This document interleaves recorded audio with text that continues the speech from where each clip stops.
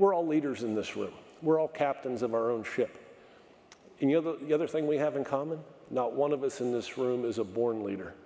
And not one of us is a perfect leader. It is a lifelong pursuit.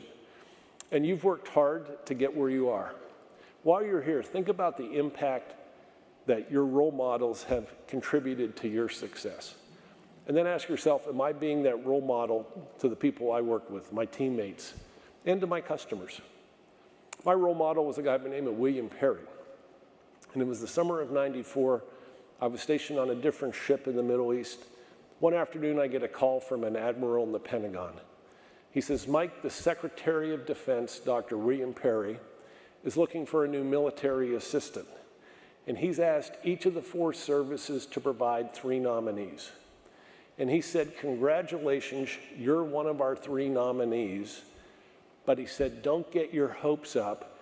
You're not our #1 pick. And we don't expect you to get the job, but if you get an interview, just don't embarrass us. So armed with that overwhelming endorsement, I fly back to Washington for my interview.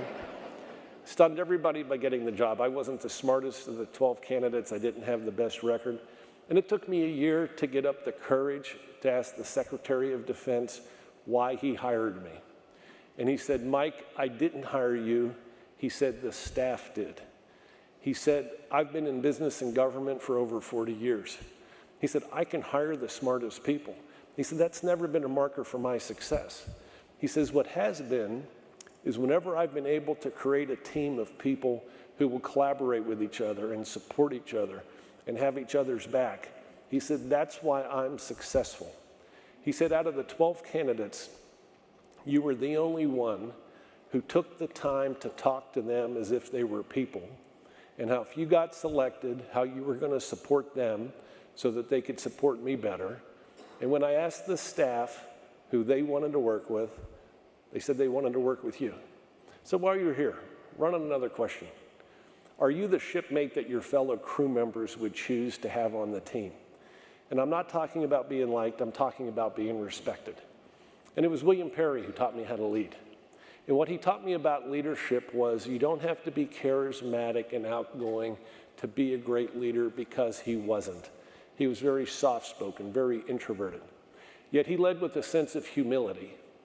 And I would come to call his leadership style excellence without arrogance. It didn't matter who you were.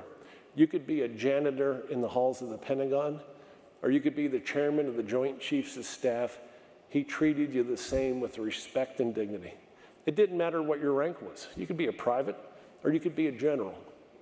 If you had an idea how to improve a process, he wanted to hear from you. He did not want you to fear telling him how to improve.